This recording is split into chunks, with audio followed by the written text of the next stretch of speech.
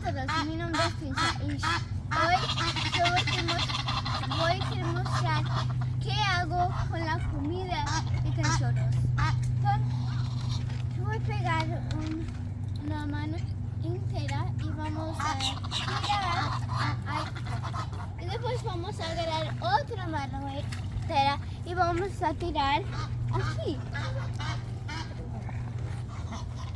Y después vamos a pegar un poco y dar tres y poner aquí, porque los bebecitos son ahí.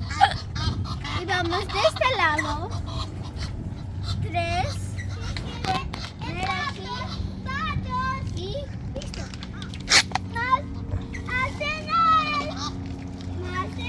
Yo voy a ir aquí para dar la comida aquí.